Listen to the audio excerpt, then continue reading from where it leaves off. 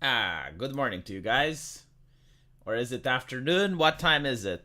I think it's late in America, very early in Europe. I will have the stray American coming up and saying, "Why don't I go to sleep when I just woke up?" They don't like me to have a normal timetable, you know?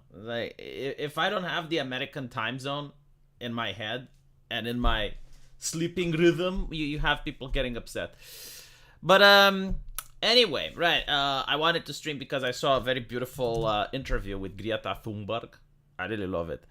Every now and then, someone asks her questions, which is very rare, right? Like you're not supposed to listen to her answer questions. Like she's supposed to speak and you're supposed to listen. But every now and then it happens, and the way she reacts is absolutely beautiful. By the way, look at this. Okay, out of context, Tucker Carlson. I just love this. Like I saw it, and I knew that I had to share it with you. Look at it.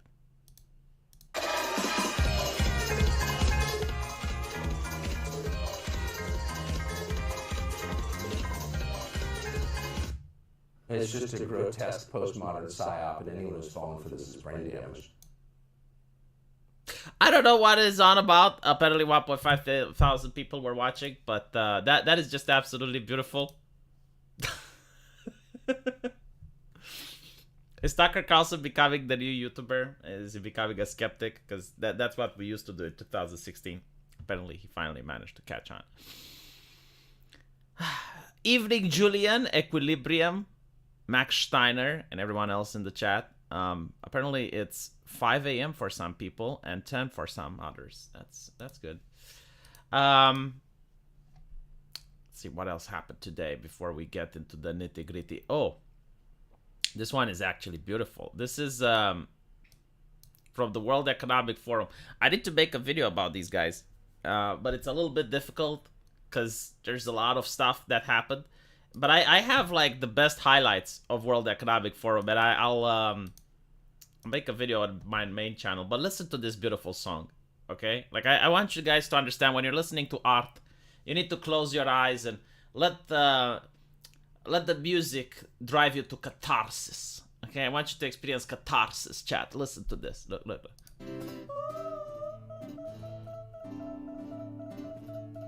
Look at the face of this gentleman as he is focusing, right? Like, this requires immense concentration to pull it off.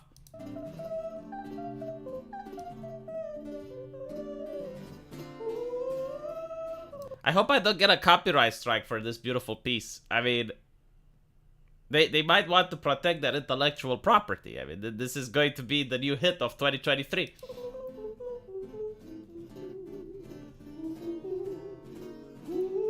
You know, it reminds me of the songs that my dad listened to, but it was like some men that would go like, ooh, and then it would like, shoo up, shoo up. Yeah, like, did you guys have that in America? Probably the culture doesn't translate very well. I should show you one of those songs, but that would definitely give me a copyright strike. It was like, she was walking in the rain, and there's like 5 guys behind, like, ooh, shoo up, shoo up. You know, like that type of thing. But this is much better, though. Like, this is taking it to the whole new level.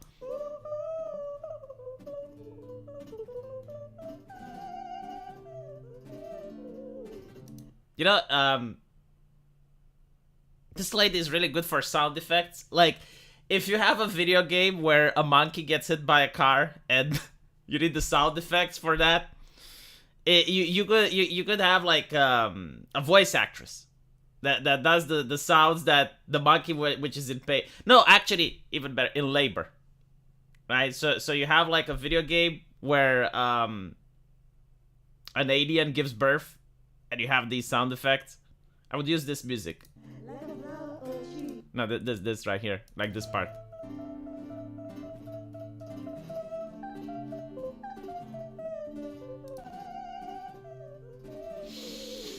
Ah, what a great way to start the morning. I loved it. Fantastic way to start the morning. Out of context talker makes me ushi-kushi. I know. Like, out of context talker is the best. I need to make a video compilation of it. See how many people actually do understand the context. Yoko Ono too. I do not get the reference, Steve Watt. I am really disappointed when I get a big super chat from someone and I do not get the reference. I feel bad.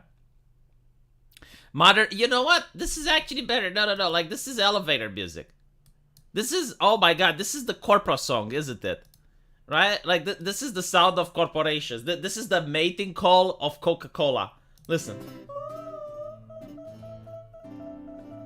Right? So you're going in the elevator. Okay, the monkey thing, poor taste. I take it away. You know, no video games with monkeys and whatnot. Right? No. This is how corporations talk to each other. Like, this is the song of the corporate environment. When you get into that elevator, when you go all the way up to the HR lady, this is what you need to listen to.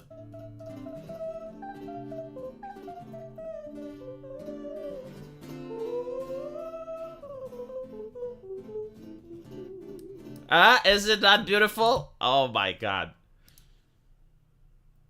The HR mating call, that's what I'm going to call this piece. Yoko Ono was John Lennon's wife.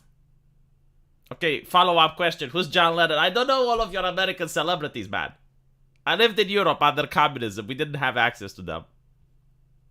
Is it a signal? You know what? Maybe it activates the woke. Like the long march into the academia, right? Like, they would hide their power level. And that is the sun that switches them on. It's like, they become self-aware. They become woke. Coca-Cola is in heat. Yes, it's when two corporations want to merge with... It's the merger, right? And when they want to merge with the government as well. That's the mating call. Oh, the Beatles. See, I know about the Beatles. Alright, I know about it. So one of the Beatles was married to an Asian lady, Yoko Ono. I did not know about that. I did not know about that. But, like, okay, now I do. And knowing is half the battle. Now, let me show you something else from the World Economic Forum. Honestly, every single video that I found from them is a shit show. Like, almost nobody likes these things. It is so fucking bizarre. Like, the bubble that they have is worse than the Tumblr bubble. Except the only problem is that these people have money, power, and influence. And that's scary. But when you look at the peasantry, no one resonates with them. Look at this, right? You got this witch lady talking about the death of spiritualism and climate change, right? So we needed to listen to the experts about climate change, and they brought this witch lady. Look at this. And also our faith leaders. They know that this crisis is much more than physical and environmental schisms. We have a deeply wounded spirit as a people that is in desperate need of healing and restoration. And we must look to our Almighty Creator to find our proper place in humanity, our proper place as... Naruhodo? Naruhodo? And by the way, there's one that's even better. Like, let me see if I can find the one that I love the most. It looks like a presentation from Command and Conquer Tiberium Wars. Please tell me that I did not lose that fucking video. It's... oh god. Like, they're sitting behind like a... sorry, in front of a very futuristic looking like map. And they're saying that Earth is going to be uninhabitable in 10 years. Like, 70% of the world population are going to live in uninhabitable zones. And I'm thinking like, Commander, the spread of Tiberium has reached critical levels. We are now having red zones where humanity cannot live. Yellow zones is where most of human population lies. Green zones are the last bastion of mankind. You have been placed in charge of the commanding forces in Philadelphia. You know, like, literally that shit. I got to see it live at the World Economic Forum. I need to find that video. Oh god, it's a shame that I don't have it, but I'll try to find it for when I make the actual video. It is just so goddamn good. It's got very eerie as well. Like, again, all you need is an UI, right? Like, you need the user interface in order to be able to make that look like Command and Conquer. Hold on, I'm trying one more time. Trying just one more time. Doing one more run. Ah, I have it. I have the video. This is not a time. Holy shit, this is... okay. I'll show you what this reminds me of. Look at this. Friends, Isn't this like it's the most futuristic map that I have ever seen. scientifically, this is not a climate crisis. We are now facing something deeper. Massive Oh, deeper. Deeper hashtag, yes. extinction, air pollution, undermining ecosystem functions. He doesn't look very scared, does he? I mean, if I was talking about the end of the earth, I would be a little bit more panicky. But like, he does seem like quite calm about the situation. Yeah, like, imagine if you travel the universe and you find an alien species and they're talking about the destruction of their whole world, and they're like, yeah, I mean, it's going to happen. You know, it's just, like, look at this beautiful PowerPoint presentation. Really putting humanity's future at risk. This is a planetary crisis. This is a safety crisis, but above all, it is also a justice crisis. Many areas No justice, no peace. in the world are uninhabitable. This uninhabitable zone is increasing. If we continue with our greenhouse gas emissions, then by 2070, as many as 3 billion people will live. Well, I'm not affected, so I don't care. I mean, look, it's fine. Russia is completely fine. Oh, look, if you're in Canada, you're okay. Why do we care again? Live in uninhabitable zones. So, no, hold on. Like, I love the logic of these people, right? So, by 2070, I don't know, it's like always, I love it when they give dates. Because you can look back in history and you can prove them wrong, but then no one cares because then they give another date. I'm pretty sure by 2070 it's going to be 2105 or something, right? But like, the thing that I love the most is that they say, okay, so these are going to be uninhabitable zones. And 70% of the world population are going to live in the uninhabitable zones. Well, they're not fucking uninhabitable, then there are they? How does that work? It's like, oh yeah, well, I live in the uninhabitable. It's kind of like saying these areas are going to be without water. People there are going to be drinking. You know, it's like, it's like, hold on a little bit. Chotomate. But let me show you something else that's funny. Tiberium Wars. Alright, here we go. So, again, let's backtrack a little bit. Let me see if I can find the video. Command and Conquer Tiberium Wars intro video. Alright. Is this it? Yes. Alright. So, I want you to look at this again. And you get to see, right, like the uninhabitable zones. People will live in uninhabitable zones. Okay. She watched this video. I guarantee to you she's a Command and Conquer fan. There is no other explanation. Like, this is what she's into. Look.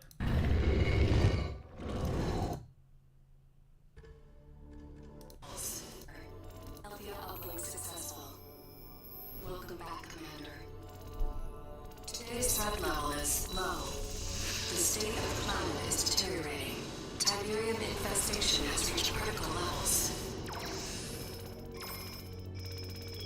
Red zones have suffered the worst contamination and cannot support human life. Yellow zones are dangerously contaminated, but contain most of the world's population. Decades of war and civil unrest have left these regions in a state of social collapse. The Brotherhood of Nod operates virtually unchallenged in these zones. They take advantage of the chaos to recruit members and disguise their military infrastructure. This is the far right, chat. This is the evil the bigots. This is the yellow vests. The anti-mandate protesters. These are the bad people. Nod's leader is a charismatic figure we know only as King. This is Andrew Tate. Look at him. Look at him, chat. He just got arrested in Romania. Only as King. King is determined to accelerate the spread of Tiberium, believing it is the catalyst for the next stage of human evolution. However, in recent years, the Brotherhood has been suspiciously quiet, with little terrorist activity. the remainder of the Earth's surface is unscarred by Tiberium outbreak. These blue zones are considered the last refuge and hope of the civilized world, and are under the protection of the Global Defense Initiative. You have been assigned command of the GDI forces stationed on the eastern seaboard of the United States. Good luck, Commander. Is that not what the World Economic Forum has copied? Like, literally.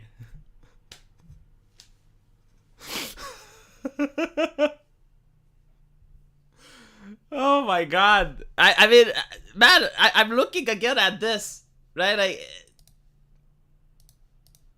How can you say that these people do not like Command and Conquer? How can you point out that look, they did not copy from the Command and Conquer introduction? This is Tiberium Wars.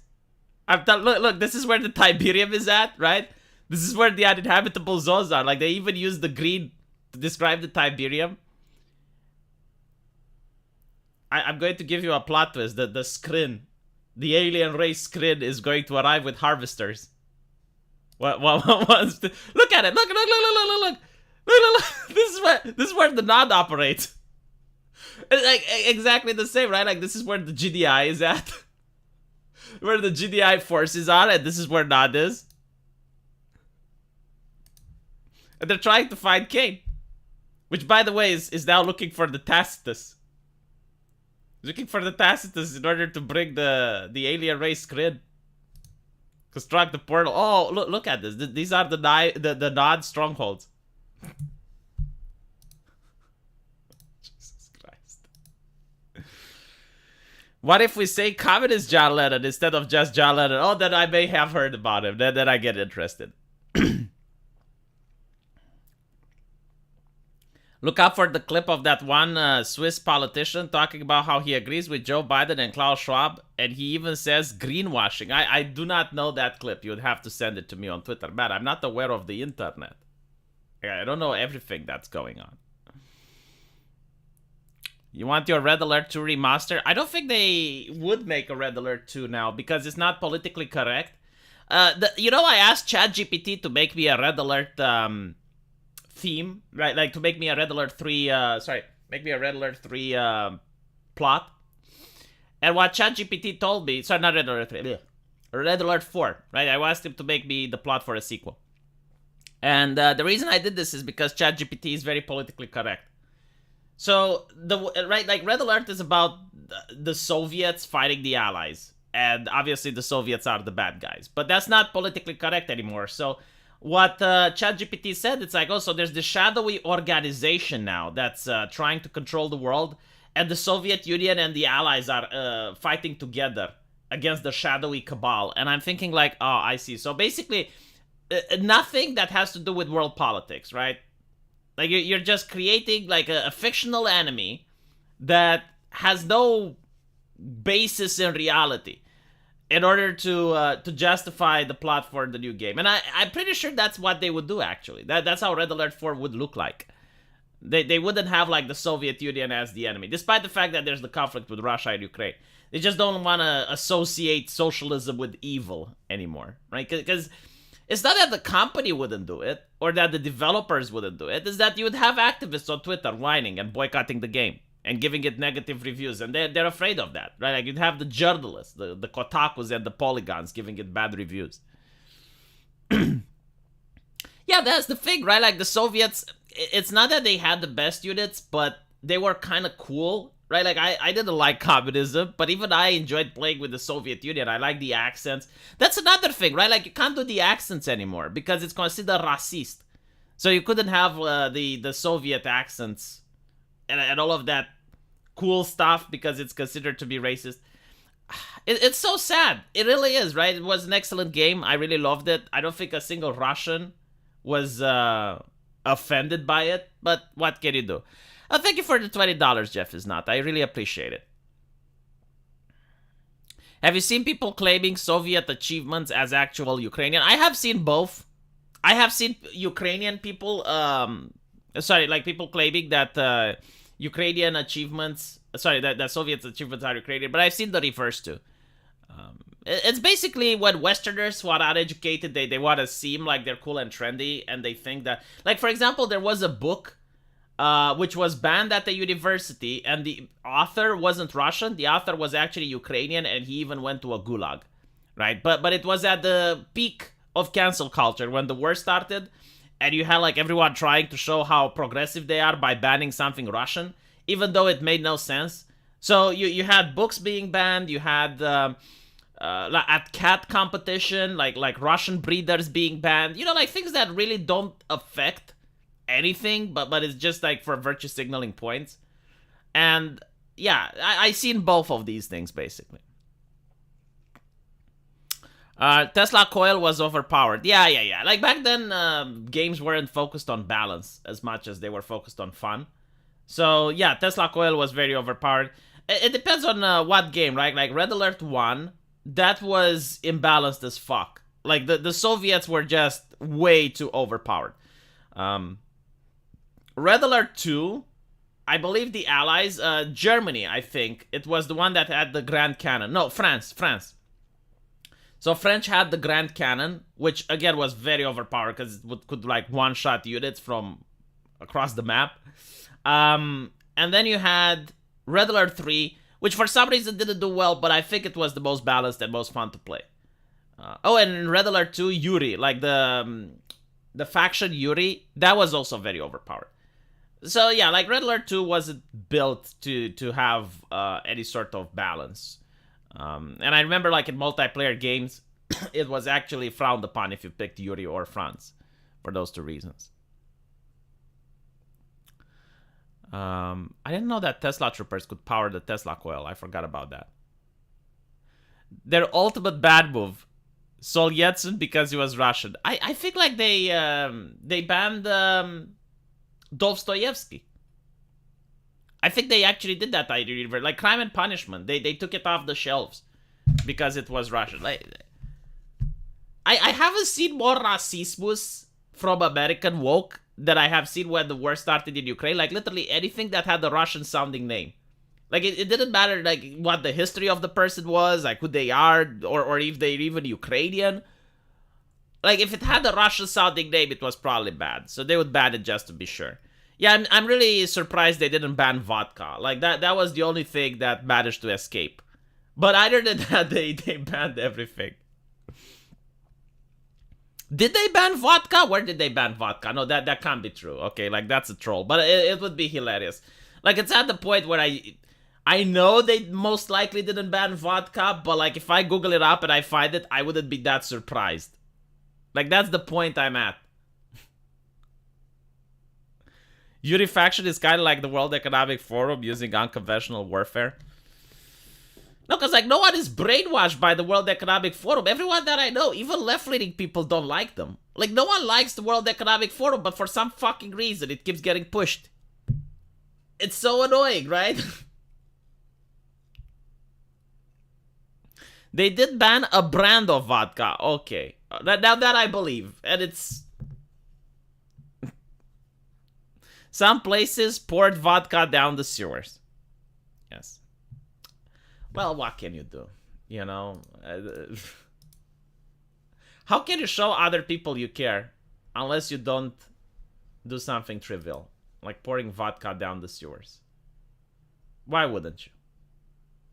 Again, I would like to play the out of context Tucker Carlson one more time because it's just so beautiful. I don't know what he's talking about, but it's very fun. Look at it.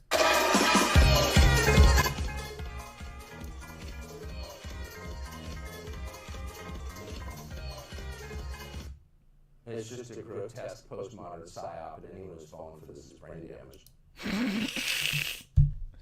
Is this? Oh, by the way, is this the sissy videos? What was it called? Hypno sissy, right? Like hypno sissy images that appear on TikTok. Like, is that what it is? It's part of like the people who like the young adults who don't feel like they belong in a different body, but they want to transition anyway because they view as that would make their life easier in society. So like they're trying to feminize themselves as much as possible. Is that what we're talking about? What was it? Hypnosissy. You're falling for the psyop? Zenith. What if it's a boy? Your brain just exploded. I know. But I genuinely do not know the context. Yeah, transmaxing. I genuinely do not know the context. I was just given that video with a couple of clips, and I'm like, okay, what can I make of this? I don't know. I can just show it to people. It's funny. It's hilarious.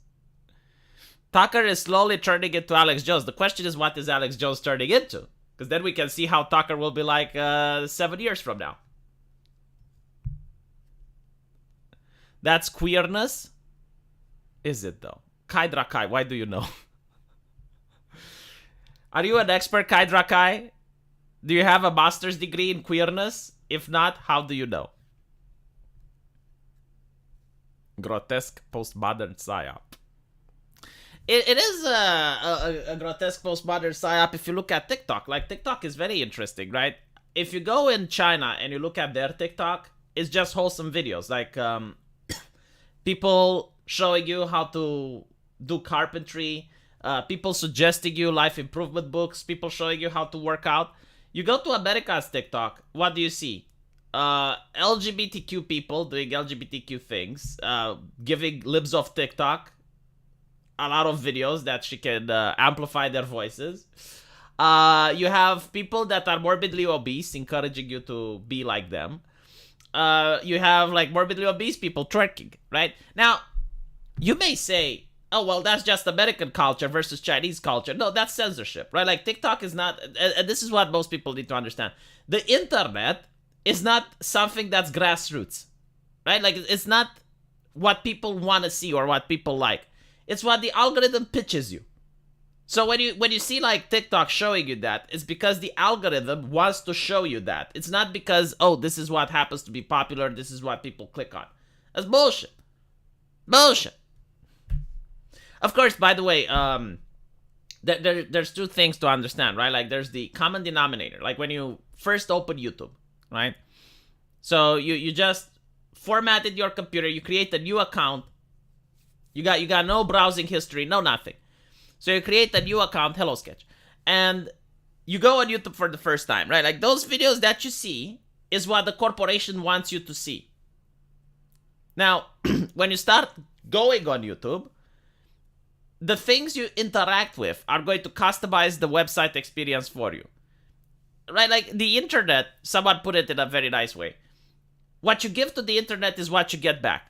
So if you go on Twitter and you start raging at blue check marks, you're going to get more blue check marks tweeting at you, right? If you go on Twitter and you get outraged by, I don't know, cops beating up suspects, you're going to get more videos with cops beating up suspects, because that's how the internet works. Like, you engage with that content. The moment you click the heart, the moment you comment, it doesn't matter if it's positive or negative, or if you're shocked or bewildered or you find it funny. The moment you interact with something on the internet, you're telling the algorithm you want more of it. The algorithm doesn't, like, it can't know if you like it or not. It doesn't get that context. The algorithm just sees that you interacted with it, and it's going to give you more. So, in other words, yeah, if you're raging at the far left account on Twitter, the algorithm goes, okay, so you need some other far left accounts to rage at. And then they're going to show you other similar takes from other far leftists so you can keep raging. That's how it works, right? And most people don't understand. And they're like, oh, well, the internet is such and such. But it's not. It's literally an image of you. Like, what you give to the computer is what you get back. When you click on me, you get VTubers. That is correct. The government, Trudeau. I haven't heard anything from Canada lately. I think it's time I look into the news to see what's happening there. It's quite quiet right now. There's no noise coming from Canada. It will learn to read that context soon enough. I think it can read the context, but I don't think like they want to, because they don't need to, right? Like, the purpose of Twitter is to keep you on the site. Outrage sells. Now, if you create a wholesome website, that might not necessarily sell. Right? Like, believe it or not, people return to a place where they're outraged more than they return to a place that's wholesome. Because wholesomeness goes away after a while, right? Like you go to Walt Disney for the first time and it's magical and it's wholesome and all and whatnot, right? But when you go the second time, it's not as wholesome as the first time. And when you go the third and fourth, it just becomes boring. And I'm giving Disney as just an example from, like when you're a kid. When you're a kid and you go to the magical place of Walt Disney for the first time, right? When you go the fifth time, it's that. But when you're outraged, you can be outraged nonstop. Right, like something that's outrageous can just keep getting you out. Like, look at road rage, right? Like, you have drivers that have driven for more than 30 years and they still get road rage, right? Like, it's kind of like that. So the algorithm doesn't really care if you like engaging or not. The algorithm just cares, are you engaging? And if the answer is yes, then they will give you more of that engagement. YouTube always recommends me exactly what I want. Well, if that's the case, then the algorithm really works for you. I know people that have like multiple YouTube accounts, and they have like one account where they browse music, they have another account where they browse anime, and they have another account where they browse politics. It's so that the algorithm keeps giving them what they want. The problem is like when you mix them up, and then the algorithm doesn't know what to give you. And by the way, speaking of the algorithm, the best place to know if you're hiding your data, right? Like if you care about privacy and you want your data to be secure, is when YouTube doesn't know what language to serve you ads in. Like when you reach that level, you know that your privacy is being saved, right? Like when you have YouTube confused about what ads to give you, that's when you're like, okay. How's the real estate market in Romania? So believe it or not, it's very cheap for foreigners, right? Like compared to the United States or the United Kingdom. Like you can buy a villa that's a 4-room apartment for $200,000, right? But the problem is that the market is still very high right now. Like it's very inflated. So it's going to be difficult to sell a house. But I got my house for $100,000. I'm still paying mortgage for it. And now the value is estimated at around $200,000 because I bought it before the pandemic. So before the pandemic, things were really good if you wanted to buy. Now things are really great if you want to sell. The problem is you're not going to find many people that want to buy right now because most people know that the prices are unsustainable. They're going to go down soon, so they're holding their wallets in order to make a purchase later on. Quarter Pounder did it. He made the Positive Gamer News website and only a few people supported it. He makes more money raging against Hollyweird. Yes. Well, like there are two problems with making a wholesome gaming website. It's not that you can't make it right now, but it's like gaming isn't what it used to be. So back in the day, you would have 5, maybe 6 games coming out every month. And people were actually happy being gamers, like it was part of their cultural identity. And video games were actually good. So what ends up happening is that you can make a wholesome video gaming website, right? Like you could have made a website that talks about walkthroughs, bugs, glitches, how to get past the level, how to get good at the game, and people would read that. Exploring the lore of various games. But nowadays you can't, because first of all, there's not that many games coming up. I mean, maybe you have 1 or 2 games coming up once every 2 months, right? But on top of that, this is due to most games just moving to the mobile market because it's a lot cheaper to make a mobile game and more profitable. And the games that are coming out, they're not necessarily good. Like they create more outrage than they actually generate happy customers. So that's why. But like if you make a wholesome website that's about anime, I think you can drive a business. But it's not going to be as good as a website that's dealing with outrage. Right? Because I wanted to make a YouTube channel that's wholesome and talks only about gaming. Like, that's what my lack of entertainment initially was supposed to be. But the problem is I can't find news. I can't find wholesome and entertaining news. Like, almost everything is doomerism and gloomerism. And it's like, okay, well, it's what the public wants. You're one of my favorite YouTubers, says Dustin Spencer. I heard that you like jazz. I might be wrong. If you do, can I recommend an artist to you? You can recommend an artist to me, and I do like jazz. Not as much as in the fact that I don't listen to music as I used to. But yes, I do like jazz. I think it's one of the best genres of music that came out of the United States. Which is quite funny because if you talk to a social justice activist, especially one who isn't black, and you say like one of the best accomplishments that black culture had to give is jazz music, they immediately go, "Oh, so you're like it's a positive stereotype." It's like, shut the fuck up, man. They should be proud of that shit. Right? Like, yeah, it's a positive stereotype.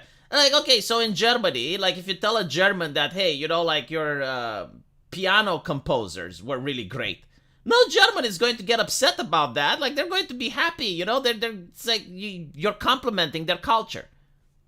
It's such a fucking dumb shit. Like, you know, like, not allowing, like, creating this ideology that doesn't allow black people to celebrate their own achievements. It's just fucking disgusting.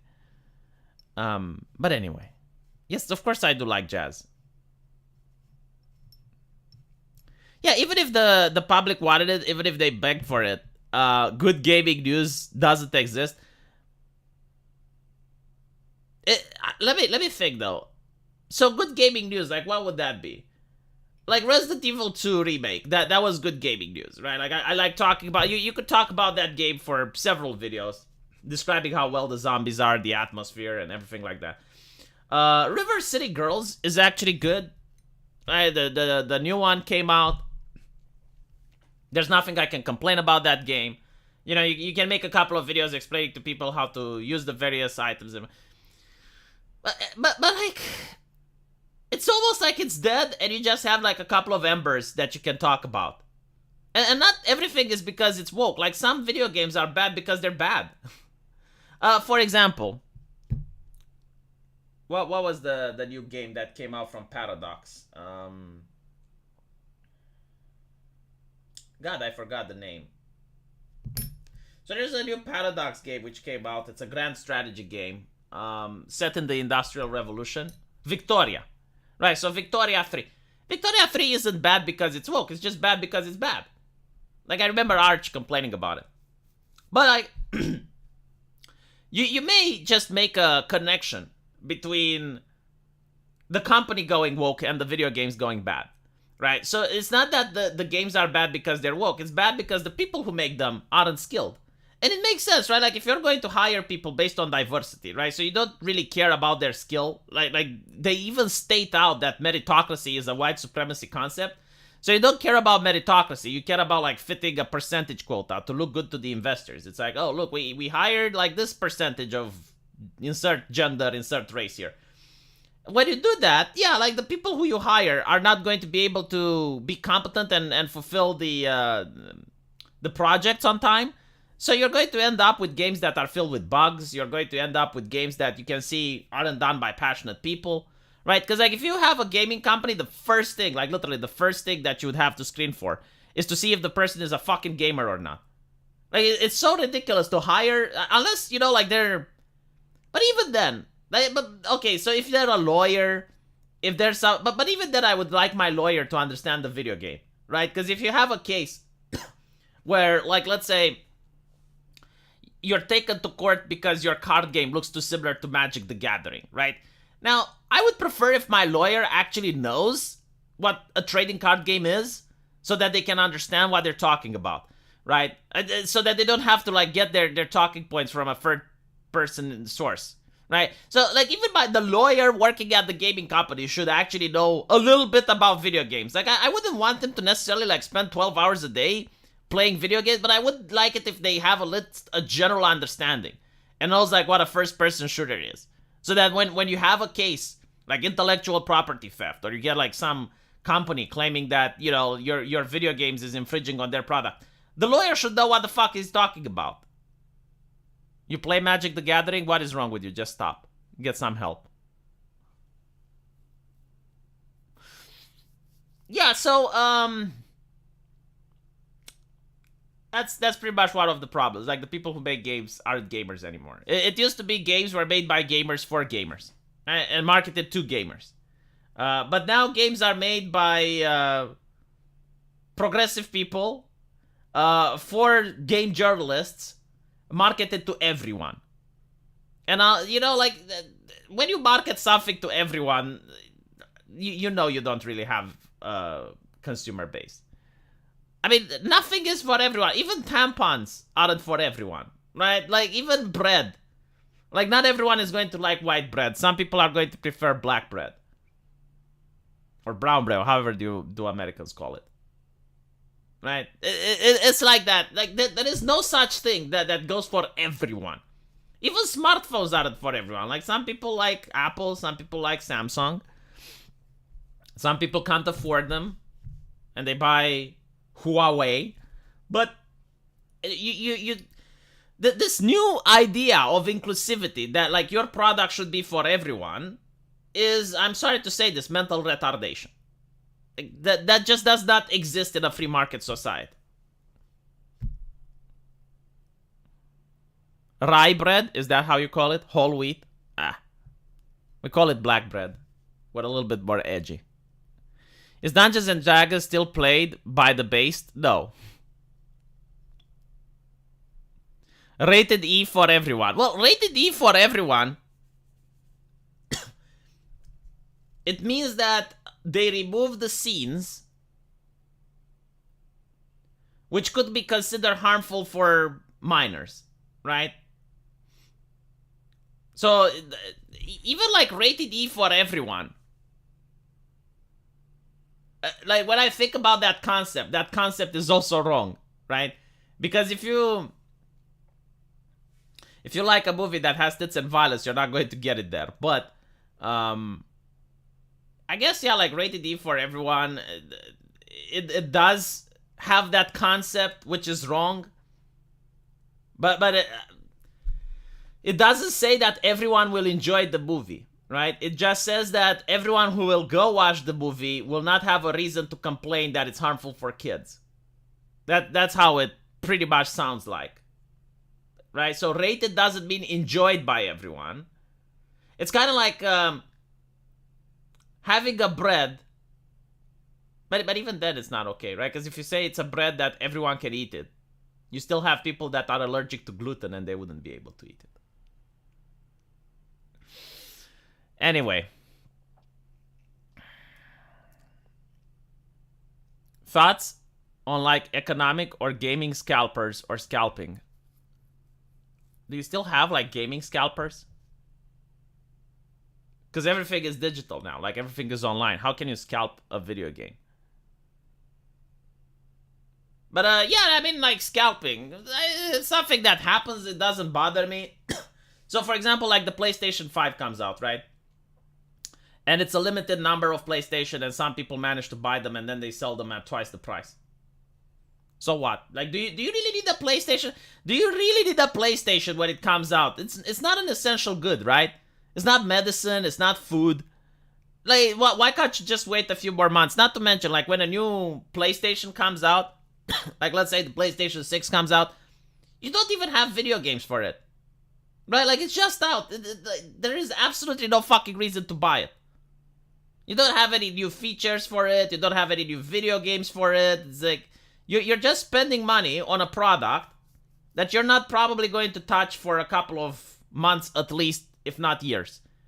So why, like, why would you buy it? Now, if you really want to buy it from a scalper, go for it. You know, it's just something that I don't understand. And yes, scalping is a product of the market. I completely agree, right? If something is in limited amounts and you manage to buy it before other people and then resell it, good on you. I don't see a problem with that. Buy you a Steam Deck? I don't even know what the fuck that is. I don't keep up with the info. Like, all I know is that it's something that's not going to catch on. The only thing that like could have come on from Steam, and this was okay, so Steam was really pushing for this, but Corona came on and that's why it's not a thing anymore. But Steam was really pushing to improve virtual reality.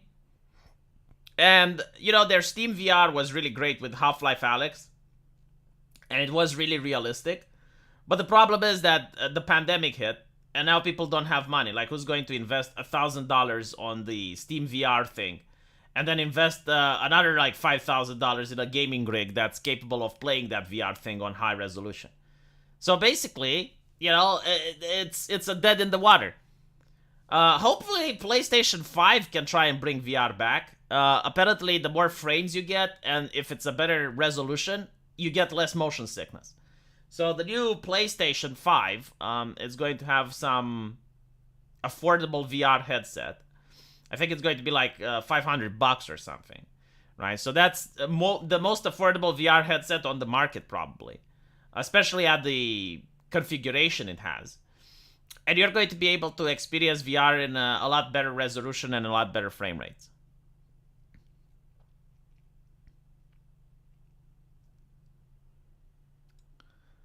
So yes, should we watch Greta Thunberg now? Let's watch Greta Thunberg. PlayStation VR 2. Yeah, that's the one I'm talking about. The VR 2. And not to mention, like, the best feature of VR 2 outside the resolution and the graphics is less wires. Like, the problem I had with the VR headset is that there are so many goddamn wires, and it's so annoying to have the wire management, right? Like, it always tangles, it always sticks, it's just... The cats destroy that. Anyway. Let's talk about Greta.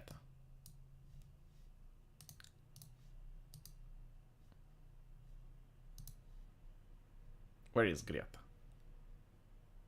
Here we go.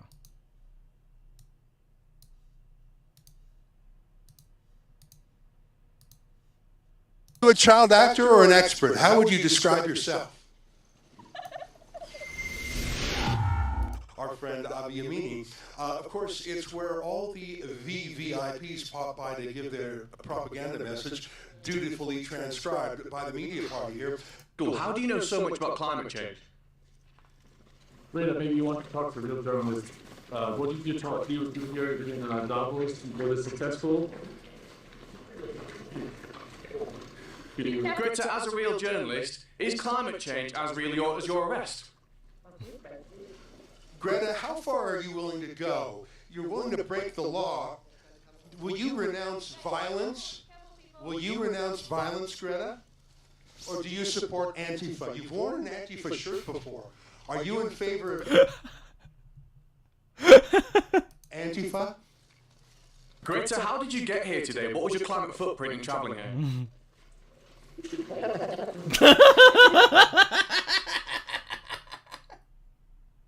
It's like when she knows that they know, and they know that she knows, and then, like, this is the result. What's your plan while you're here for that? Private. What? Do we have a Fridays for Future demo tomorrow here? I don't know how she's walking. It's like they're her bodyguard. You know, you walk like this in Romania, you will never get pickpocketed. Like, this is how you do the Romanian walk.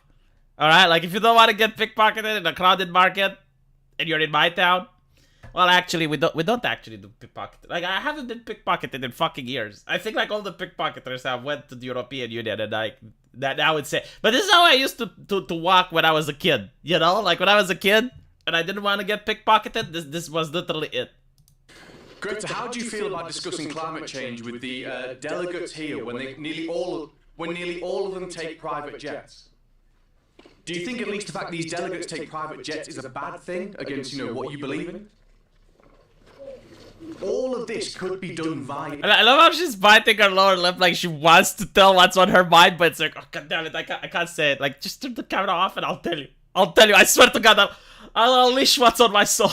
Zoom, so surely you should be encouraging all the delegates here, especially the likes of US Special Envoy John Kerry for Special Envoy for Climate Change. Surely you should be saying to these people, you should be doing this via Zoom with a much smaller carbon footprint, surely?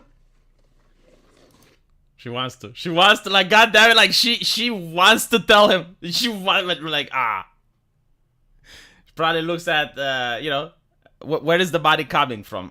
Damn it, I can't. Greta, avoid my questions if climate change is a con. Oh, snap! Well, I think that says enough. Greta, energy prices in Europe have never been higher.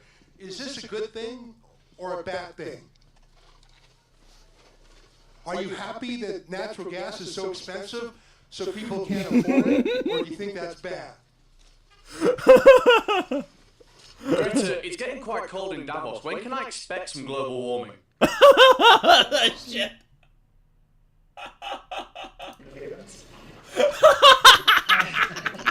Would you say you're a child actor? Are you a child actor or an expert? How would you describe yourself? Just think. Any climate actions planned whilst you're here with all the other activists? Oh my god, that's like 10 minutes of try not to laugh edition.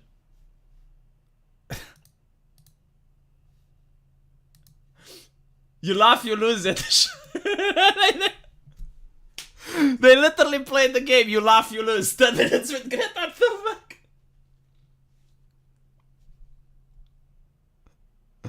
I think the only way to get under her skin is to ignore her and act like she's nobody. Well, the problem is, like, look, it's not Greta. Like, that's the thing.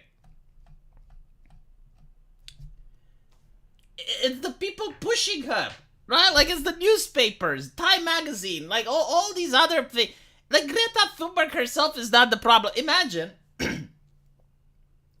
if, like, the World Economic Forum would read the future in an orange, right? So they're looking at this orange, and they're saying, all right, so the orange tells us that we need to increase taxes for people, right? Like, the orange says that we need to reduce the consumption of meat.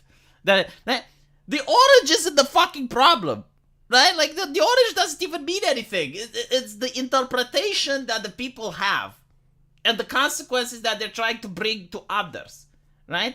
Like, this is what people think. It's like, oh, if you just ignore the orange. No, if you just ignore the orange, nothing changes. Because the World Economic Forum is still going to have the same interpretations, right?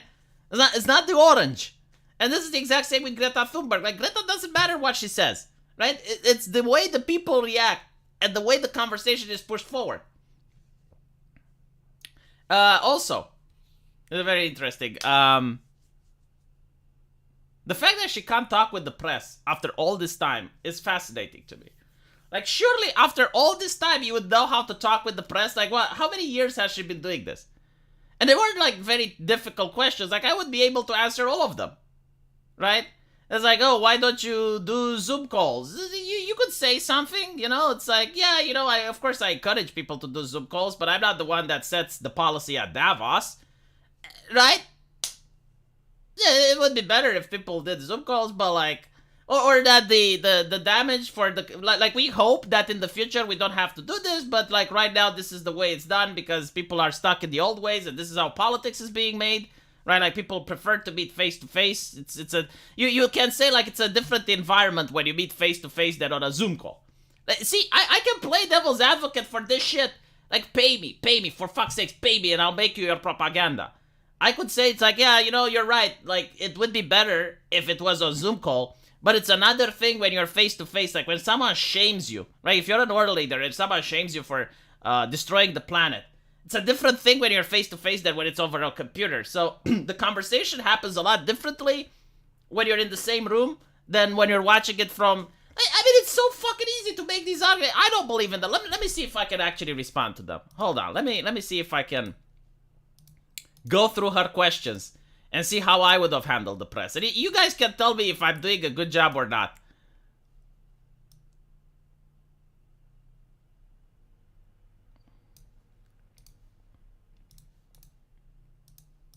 Greta, how did you get here today? What was your climate footprint in travelling here?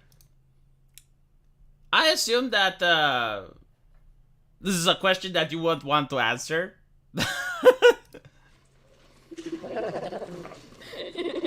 What's your plan while you're here for them?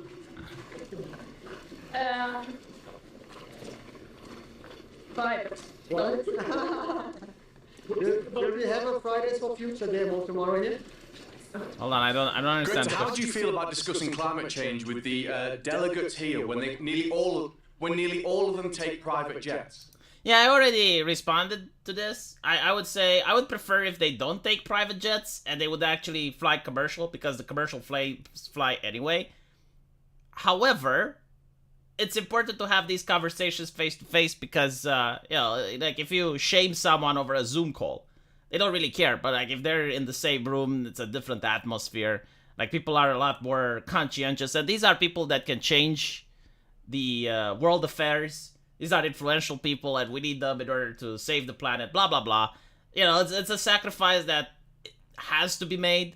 Like that's how I would have answered this question. Do you think at least the fact these delegates take private jets is a bad thing against, what you believe in? All of this could be done via Zoom, so surely you should be encouraging smaller carbon footprint, surely? That's enough. Yeah, the fact that she's not responding this is just, wow. Greta, energy prices in Europe have never been higher. Is this a good thing or a bad thing? This is a really good opinion, a good time to promote socialism, right? Because the public doesn't know how money works. They don't understand the economy. And you can say, yeah, the transition period is actually going to be very difficult. And this is why the governments need to start helping people and pushing for more welfare. The people who can't pay the energy bills, like they should have money coming from the government. You can literally push socialism with this very easily, right? Even though it's not true, right? Like even though you're fucking up the economy, and but like you want your socialist parties to win, right? This is socialist talking point 101. Oh, people don't have money to pay for gas. Oh, well, if that's the case, yeah, the government should do more. The European Union should subsidize. Blah blah blah blah blah blah blah. Are you happy that natural gas is so expensive so people can't afford it? Oh, it doesn't make me happy that it's too expensive and people can't afford it. But it does make me happy that people are transitioning to alternative forms of blah, blah, blah, blah, blah, blah, blah, blah. Or do you think that's bad? Greta, it's getting quite cold in... Especially we've seen with the Ukraine just how dangerous it is to rely on Russian gas, because most gas in Europe came from Russia and blah, blah, blah, blah, blah, blah, blah, blah. Davos, when can I expect some global warming? Oh, by 2070, you're going to be boiling, and you're going to be like, oh, I wish I had the cold...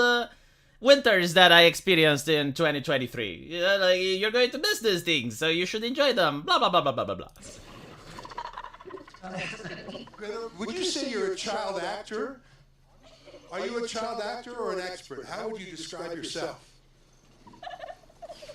Right, if you were answering those questions, they wouldn't ask you if you're a child actor. Right? But I would say, like, part of activism, Like if I was asked that question, I would say, well, part of activism is to reach the minds of people, and what better way to do that than art? So, while some of the things that I say may look as if I'm an actor and I'm, posing for Time magazine, or I'm doing a famous skit, that's to reach people. But overwhelmingly, the grand amount of my work are things that are coming from my own soul and my own heart, and I say things how I believe them, and blah, blah, blah, blah, blah. Right? Like, that's how you should have done it, but, it is what it is. Do you know how the financial system works? Fiat currency is central controlled and is not tied to anything real. It doesn't fucking matter, man. Like, what do you not understand? When you want to convince people to vote, it doesn't matter if what you're saying is true or not. It matters if they believe it or not. Right? So, like, the young kid watching TV and seeing it's like, oh my god, Greta is heartless. She doesn't care about my grandma's energy bills. Right? Like, Greta can say, well, yeah, but the government could help your grandma. And then the kid watching TV who doesn't understand how the world works is like, oh yes, well, the government is evil. The government is actually bad. Maybe we should vote for that political candidate that I saw on yesterday's news that said that the government should do more to help people and provide welfare and blah, blah, blah. Right? Like, it doesn't... You don't need to actually go around and explain to people how the world works in order to get votes, right? Like, you want to get votes, you don't want an educated population.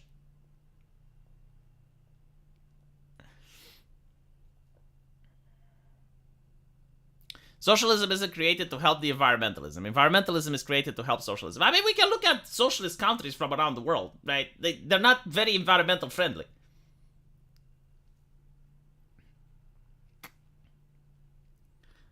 I don't think Greta Thunberg is a vegan. Like a lot of these celebrities, right? I genuinely do not believe if they say they're a vegan. In fact, there is no way for me to verify whether they're vegans or not. So I just... Is she a vegan? Unlikely.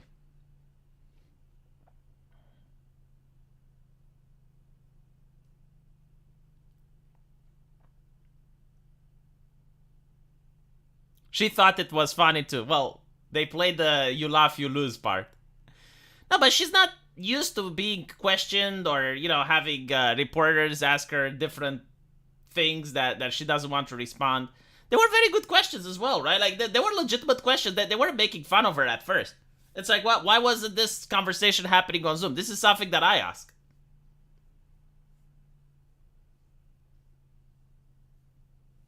Yeah, don't actually help people, only act like you do. That is correct. This is a problem with private policing. So private policing usually comes down to, like if you're a company that would have to do private policing. It was done in the past, like the Pinkertons and others, right? So let's say the government hires you in order to private police. What you want to do is you want to set so many rules and regulations in your company so that you're ineffective in order to keep asking money from the government. Right? Like, your job as a company is not to actually do what you want to do, but your job is to keep getting money. The moment you actually fix policing, right? Like let's say you actually do your job and there's no crime, you're going to get less money. But your job is to get more. So, like, what do? Well, you make policing inefficient. You pass more legislation, more rules. It's like those in RoboCop 2 that we're going to see tomorrow. Like, making policing difficult, right? Avoid stereotyping. Always keep a happy face. Always have consensus before doing something. Never go on a red light. Blah, blah, blah. Right? Like, you add all these rules that have nothing to do with policing and makes it very difficult for you to do your job. And all of a sudden, the crime is still there. The government goes, what the fuck? And you're like, oh, well, we just need more money. We need more staff. We need more people. And then when you get more money, you spend it on more useless stuff, right? More HR ladies, more, legal department. Like, you don't actually spend the money on the thing that matters to do the actual police work. Does veganism stop growth? Man, the thing with veganism, it's... Okay, so when you look at dietary nutrition, it's so different from one person to another person that is difficult to come up with a blank statement and say, well, this is good for everyone. I mean, look at it this way, right? Like, how many people like cheese versus how many people can't stand cheese, right? Like, how many people... The idea of a favorite food, right? Like, why is it different for everyone? Because your body is different, and when it comes to nutrition, what works for you may not work for another person, right? Especially when you take into account allergies and other things. And it's the same with vegan diet. Like, for some people, vegan diet may actually be good. Like, for them, if they go on a vegan diet, it may actually, and they keep it in a certain way, it may actually be positive. But for other people, they may actually feel like dying, right? So, it depends. But from my personal observation, it's very difficult for people to be on a legit vegan diet for more than 2 years. Like, after 2 years, they snap and they fall out of it. There are exceptions to this, but like, I can't verify it. That's the problem, right? Like, if someone tells me he's a vegan, I believe them. I don't, but I don't know if they're legitimately a vegan or they sneak a hamburger every now and then. Or they're a vegan, but like, they still eat eggs and they eat fish. Like, there was this vegan person that was like, oh, I'm a vegan. And then when I started talking with him, I find out that he eats eggs, he drinks milk, right? He eats fish. And once in a while, he also eats chicken. And I'm like, okay, but like, you're not a fucking vegan then. You just have a diet that's very low meat-based intake, but you're not an actual vegan. Right? So, because the person was eating a lot of salads and a lot of vegetarian food almost every day, he considered themselves to be a vegan. What about the Peterson diet steak? If you only eat meat, you're going to have other problems, but... Usually, people are recommended a carnivorous diet when they have underlying health issues. And if they were to eat vegetables, it would hurt them more. But from my knowledge, if you eat only meat, right, so just meat, it's still better than if you eat only vegetarian. But again, it depends from person to person, right? So not all people are born the same. And not all people tolerate food the same.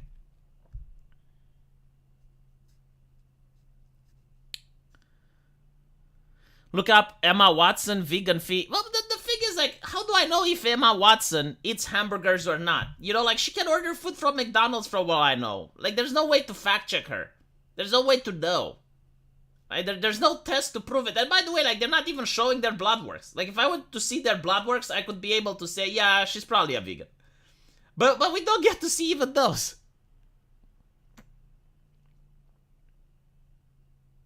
My sister's been vegan for 6 years. She's pretty hardline on it, but she's also very obedient to the state.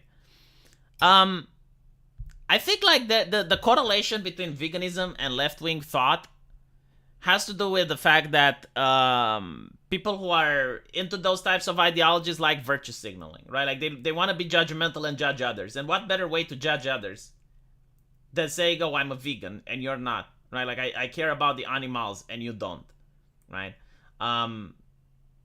The best way to judge others used to be like get good at something, right? So like now you're the best doctor in the hospital and you look at other doctors who are incompetent and you make fun of them and you laugh at them. It's like, oh, well, why can't you be a good doctor? Why are you so shit?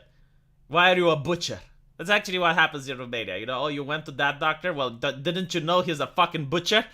The thing is, that is actually more productive, right? Because if you're a new doctor in the hospital and you fuck up, and other people start taking the piss and mocking you, you start trying to be better. It's kind of like when you play a video game, right? And you get people that make fun of you, but that actually encourages you to be better rather than demoralizes you. Or even if you do get demoralized, you're like, you know what? I don't want to deal with this shit anymore. Like, I can't do anything about these people because they have a point, and they're my superiors. So the best thing I can do is to try to improve and earn their respect, right? And it's those people that grow. It's those people that get to become good doctors. Because you have to understand, not everyone is born at being a prodigy. In fact, like very few people are born at being a prodigy, right? So going back to the gaming analogy that you see happening in video games, which is, you know, a good example of how social human interaction works in groups, especially when it's a video game based on group play, right? It's the same in corporations, basically, or at least it used to be before it was artificially taken away. But like, the best gamers, right? Like, the best gamers, the ones that give you shit, they used to take shit as well. In fact, probably they still take shit from other gamers that are better than them.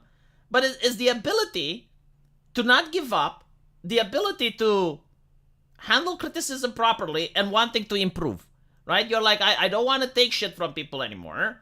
But instead of spurging out about it and complaining about it, I'm going to do something productive and improve my abilities in order to reach a point where maybe I can give shit to others. So that's pretty much how I would describe this whole thing.